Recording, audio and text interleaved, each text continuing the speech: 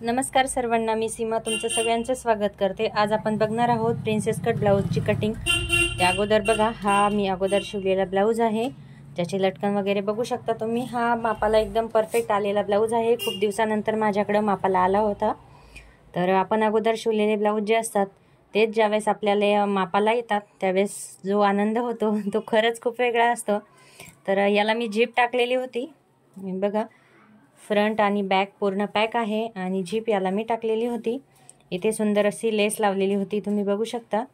पण याचा लुक किती छान आलेला आहे बघा। आता इथं लेस लावण्याऐवजी माझ्याकडे परफेक्ट मॅचिंग नव्हती म्हणून मी इथे टाकली, कारण की त्या ताईला ज्या साडीवर वेअर करायचं होतं ती साडी थोडीशी गोल्डन शेडमध्ये होती त्याच्यामुळे। आणि ही झिप मी या ठिकाणी टाकलेली होती, तुम्ही बघू शकता। ही इथे मी झिप टाकलेली होती आणि आता ह्याला मला हुकचा शिवायचा आहे, फ्रंट हुक टाकायचे आहे। तर चला सेम असाच ब्लाऊज शिवायचा आहे, तर कटिंगला सुरुवात करूया। तर सगळे माप मी मोजून घेतलेले आहे ब्लाऊजवर। त्याची जी कंबर आहे 26 आहे, तर 26चा चौथा भाग होतो 6.5 आणि 3 इंच घ्यायचा आहे आपल्याला। जो शिलाई मार्जिन असतो तो शिलाई मार्जिन घेतला मी 3 इंचाचा। ब्लाऊजची जी हाईट आहे ती 14 रेडी आहे, तर 1 इंच वाढवून आपण 15 घेऊया। बघा या पद्धतीने इथे लगेच शोल्डर टाकून घेऊ। 5.5 इंचाचा शोल्डर आहे, 5.5 इंचाचा 5.5 इंचाचा आपण शोल्डर घेतला। शोल्डरच्याच लाईनवर सरळ टेप ठेवून 5.25 इंचाचा आपण आर्महोल घेणार आहोत। परफेक्ट इथे सरळ 5.5 मोजून घ्यायचा आहे, नाहीतर लहान मोठं होतं आणि ब्लाऊजला प्लेट्स वगैरे पडतात। आता इथे 8 इंचावरती आपल्याला चेस्टचं माप टाकायचं आहे। 32 साईज मापाचा ब्लाऊज आहे, 2 इंच शिलाई मार्जिन घेतली आणि हे आपण परफेक्ट असं आता जोडून घेऊया। परफेक्ट सेम तसाच ब्लाऊज शिवायचा आहे जसा की मापाला आहे। आता इथे आपल्याला 1.5 इंचावर नाही तर फक्त 1.25 इंचावरती इथे खूण करून घ्यायचे आहे आर्महोलसाठी या पद्धतीने। आणि हा असा याच्यामध्ये मिळून द्यायचा आहे। एकदम सिंपल 5 मिनिटांमध्ये ब्लाऊजची कटिंग तुम्हाला करून दाखवणार आहे। या पद्धतीने असा वरती मिळून द्यायचा। चला आता ही जी कटिंग आहे ती लगेच कट करून घेऊया। जो बॅक पार्ट आहे त्याच्यावरूनच आपल्याला स्लीव्स आणि फ्रंट पार्ट काढायचा आहे, जसं आखलेलं आहे तसंच। आणि इथून पण बिलकुल एक पॉईंट पण एक्स्ट्रा माप घ्यायचं नाही, जेणेकरून आर्महोलच्या भागाजवळ ज्या प्लेट्स पडतात त्या प्लेट्स पडणार नाही त्या पद्धतीने।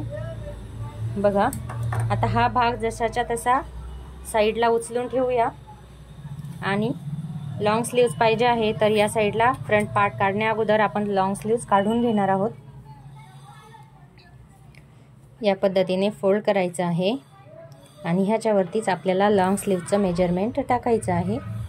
बघा फोल्ड केलं। आता इथे थोडंसं कमी पडतं, प्रत्येक वेळेस हे कमी पडतं लॉंग स्लीव्ह ज्यावेळेस घेतो आपण त्यावेळेस, कारण की इथे आपल्याला थोडासा जॉईंट द्यावाच लागतो। जर जास्तच लहान माप असेल तर मग नाही द्यावा लागत, अन्यथा द्यावा लागतो। बघा 9.5 इंचाची मला स्लीव्ज रेडी पाहिजे, तर 10.5 घेते मी या ठिकाणी। दोन्ही पण साईडला 10.5 घेऊया।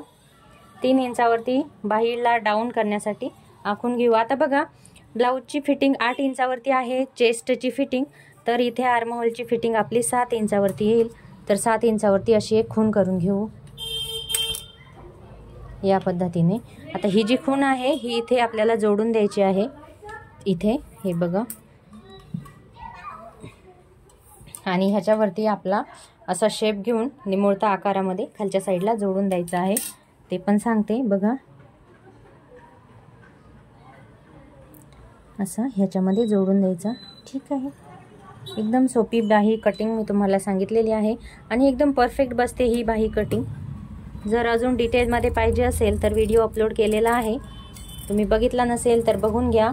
आणि प्लीज चॅनलला अजून सबस्क्राईब केलं नसेल तर सबस्क्राईब करून द्या, जेणेकरून माझे याच्यानंतरचे जे नोटिफिकेशन आहेत व्हिडिओचे ते तुमच्यापर्यंत सगळ्यात पहिले पोचतील। कारण की माझा छोटासा प्रयत्न आहे की जेणेकरून मी बऱ्याच गोष्टी यूट्यूबवर शिकले, ऑनलाईन प्लॅटफॉर्मवर शिकले, तर माझ्या व्हिडिओमध्ये म्हणजे माझ्या व्हिडिओमुळे एखाद्या जरी माझ्या बहिणीची लाईफमध्ये किंवा थोडासा त्यांना माझ्यामुळे हातभार लागणार असेल माझ्या व्हिडिओमधून एखाद तरी माझ्या बहिणीची मदत झाली तरी मी ह्याला माझं भाग्य समजेल। आता बघा स्लीव्जची कटिंग झालेली आहे। स्लीव्जची कटिंग आपण आता ही स्लीव्ज साईडला ठेवून घेऊया आणि जो उरलेला पार्ट आहे याच्यावरती आपल्याला ब्लाऊजची फ्रंट जो भाग आहे त्याची कटिंग करून घ्यायची आहे। तर फ्रंट भागची कटिंग करण्या अगोदर हा बॅक पार्ट घ्यायचा आणि व्यवस्थित याला ॲडजस्ट करायचं। जसं ॲडजस्ट होईल तसं या पद्धतीने बघा, ह्या साईडला अर्धा इंच आणि खालच्या साईडला जवळपास पाऊण इंच ठेवायचं आहे। हे बघा, आता हा व्यवस्थित मी ठेवून घेतलेला आहे पार्ट। इथे आपण सरळ रेषा मारून घेऊ आणि जशाचा तसा हा भाग जो आहे तो आपल्याला आखून घ्यायचा आहे। बघा, सेम मी जशाचा तसा आखून घेत आहे, कुठेही शिलाई मार्जिन वगैरे मी वाढवलेला नाही आहे। बघा, हा पूर्ण भाग जो आहे जशाच तसा मी टाकून घेतला। आता हा पार्ट मी साईडला करते या पद्धतीने। आता साईडला केल्याच्या नंतर सगळ्यात अगोदर आपल्याला इथे आर्महोलचा शेप देऊन घ्यायचा आहे। तर बघा, या पद्धतीने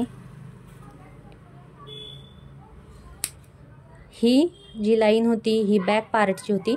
तर हा इथे थोडंसं आतल्या साईडला घ्यायचं जेणेकरून प्लेट्स वगैरे पडणार नाही। छोट्या मापाला इथे आपण 1 इंचाचा मार्जिन घेऊ आणि इथे आपण 2 इंचाचा जवळपास मार्जिन घेणार आहोत। कसा ते पण सांगते। हे बघा, या पद्धतीने 2 किंवा 2.25 इंचाचा घ्यायचा। ही रेषा सरळ याला जोडून द्यायची या पद्धतीने। हा शिलाई मार्जिन पण जोडून द्यायचा। बघा, इथे आपण 1 इंच घेतला, इथे आपण 2 इंच घेतला। चला गळा पण टाकून घेऊया। गळ्याची जी रुंदी आहे ती 2.5 इंच घ्यायची आहे आणि जी गळ्याची हाईट आहे ती 6 इंचावरती घेऊया। 6 इंचावरती आपल्याला गळा रेडी घ्यायचा आहे। त्याच पद्धतीने आपल्याला हे मेजरमेंट टाकून घ्यायचे आहेत। गळ्याला तुम्ही हवा तो शेप देऊ शकता, पण मी या ठिकाणी ह्याला गोलच शेप देणार आहे या पद्धतीने। आता बघा, शिलाई मार्जिन दोन्ही साईडला आपण वाढवून घेतलेलं आहे। तर या साईडला आपल्याला अर्धा इंचावर रेषा मारून घ्यायची आहे। ही रेषा असेल आपली हुक आणि आय बटन पट्टीसाठी, ही कंपल्सरी टाकायची या पद्धतीने। आता टक्स टाकून घेऊया। इथून 3.5 इंचावरती एक मार्क टाकायचा, इथून पण 3.5 इंचावरती आणि इथून वरच्या साईडला 4.5 इंचावरती मार्क टाकायचा। बघा, इथून 3.5 घेतलं, इथून 3.5 घेतलं आणि वरती 4 इंच घेतलं या पद्धतीने। आता हा जो भाग आहे इथे आर्महोलच्या राऊंडमध्ये मिळवून द्यायचा, एकदम गोलाकार आकारामध्ये असा मिळवून द्यायचा। बघा, एकदम गोलाकार आकार आपण घेतलेला आहे। आता इथे आपल्याला 2 इंचाचा टक्स घ्यायचा आहे। कसा ते पण सांगते। हे बघा, 2 इंचाचा टक्स घेतला, 1.5 इंचावरती अशी खूण करून घेतली वरच्या साईडला। आता ही जी रेषा आहे ही याच्यामध्ये कशी मिळवून द्यायची बघा या पद्धतीने। हा आपला टक्स परफेक्ट रेडी आहे। आता काय करायचं बघा, आपण पाहिजे तर हवी तर अशी सरळ सरळ कटिंग करून घेऊ शकतो इथून वरती, ठीक आहे। पण आता याच्या खालचं पण सांगते काय आहे ते। खालच्या साईडला हा जो टक्स आहे तो आपण इथे घ्यायचा 1.25 इंच खाली, फक्त एवढीच जागा खाली घ्यायची टक्सची 1.25 इंचाची। याने काय होईल की ब्लाऊज जो वरच्या साईडला चढतो पुढचा भाग, तर तो चढणार नाही। जर ब्लाऊज थोडासा लूज पण झाला तरी प्रिन्सेस कट इथून वरती चढणार नाही, त्याच्यामुळे हा आपण वरती घेतलेला आहे। चला मग, आय होप तुम्हाला कटिंग कळाली असेल प्रिन्सेस कटची। टेलर कटिंग आहे पण परफेक्ट पद्धतीने सांगितलेली आहे।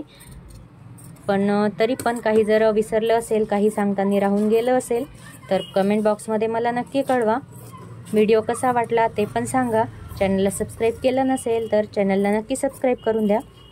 बघा, इथे फक्त टक्स पुरतं मी खाली घेतलेला आहे आणि फिटिंगच्या ठिकाणी इथे सरळ 2 इंचाचा मार्जिन आहे, तो जशाचा तसा आहे।